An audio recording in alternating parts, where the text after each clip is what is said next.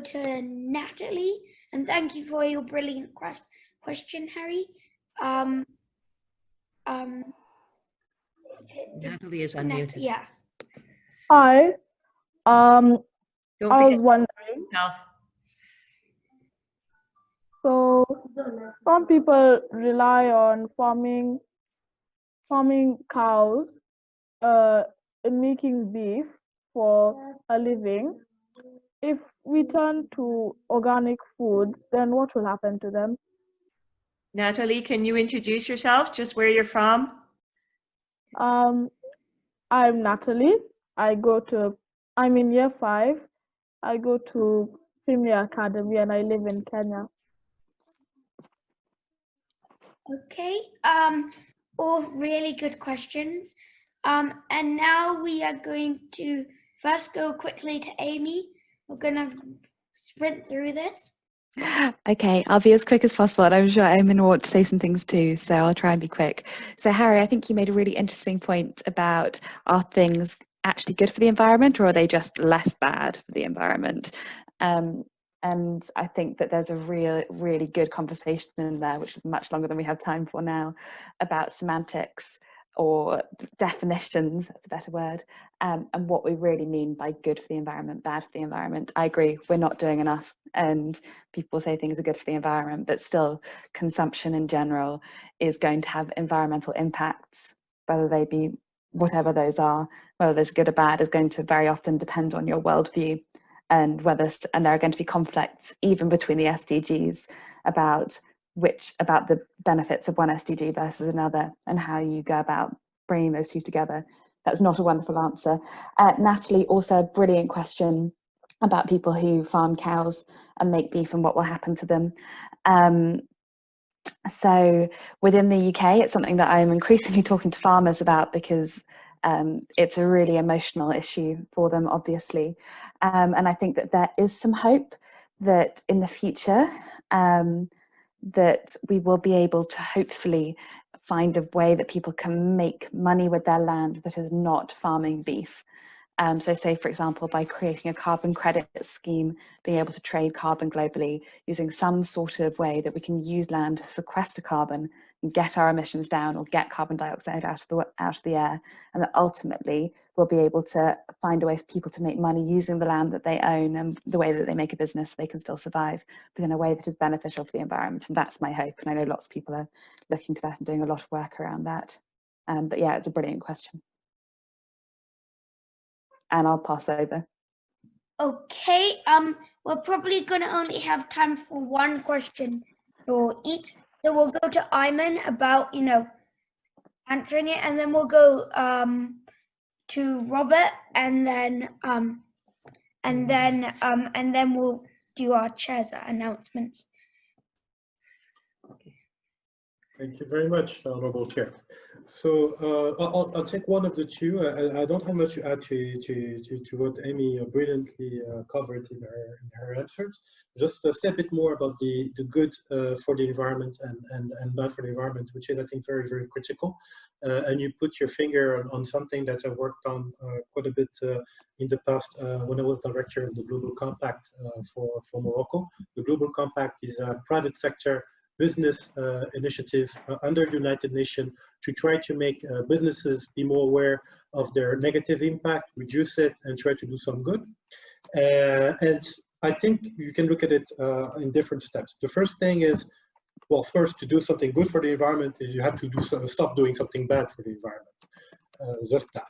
And then after that is, the next step in the process is if you are enabled for your business reason whatsoever they may be, because as Amy was saying, you do have other aspects to look at it, right? Zero hunger, some things that are good for the environment would have negative impacts on other of the SDGs if we look at it only in one angle.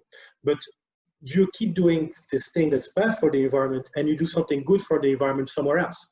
It's compensation. In a sense, this is for example, carbon trading is in some aspect, in some mechanism linked to that. You keep on doing something bad for the environment, but you try to turn it neutral by doing something good for the environment somewhere else or somewhere really close by.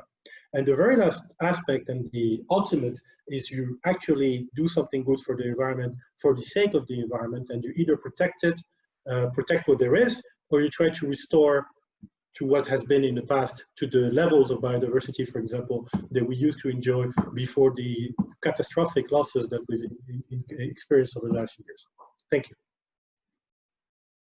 Okay, and now we're going to Professor Robert. Well, thank you very much, Mr. Chair, and thank you very much to the Eco Council. This is an amazing program for everybody. My name is Robert Kibugi. In this meeting, I come in my capacity as the Rehema Kibugi's able research assistant. So I have been taking orders all over the last few days in various forms. First a comment, I would say that this is has been really good. I've noticed we've got over 40 participants drawn from all over the world, and it's a very good way to build a good cohort of young people who have an interest in the environment, climate change, and important matters to humanity, and a succession plan in a manner of speaking. But my question, or maybe comment for consideration, is to Amy.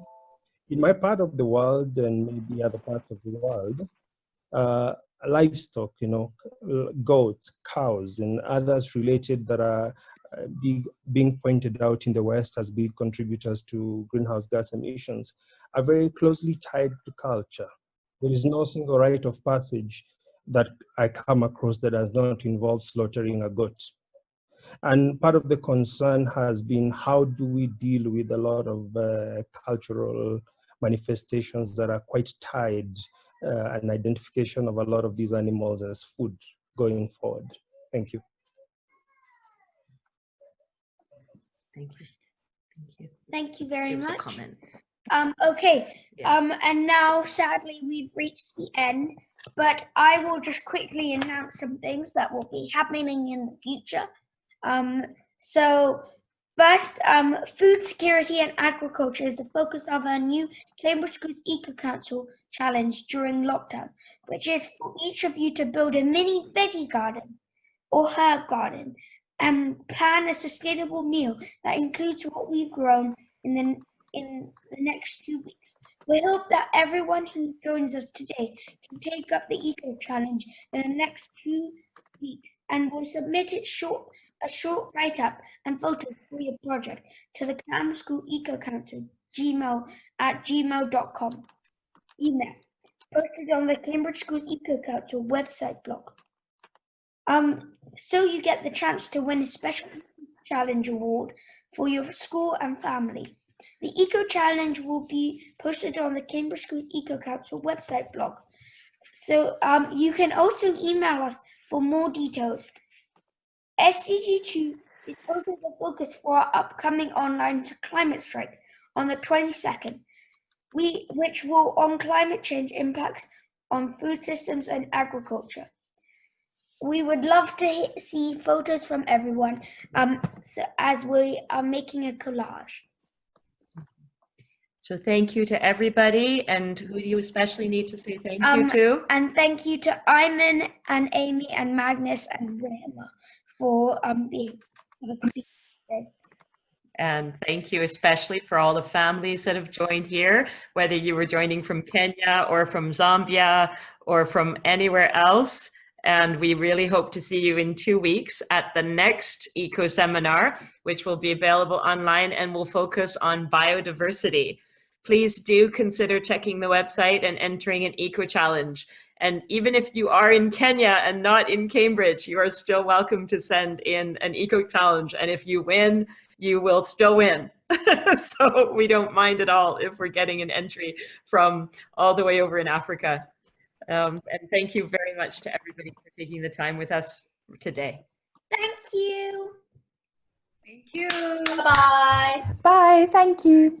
Guys, thank you so Nico. much. Thank you, That Nico, was for your amazing. chairmanship. Thank you very much, Nico. Yes, thank you. It was amazing. Well done. Bye. Bye. Bye-bye. Bye. You were awesome.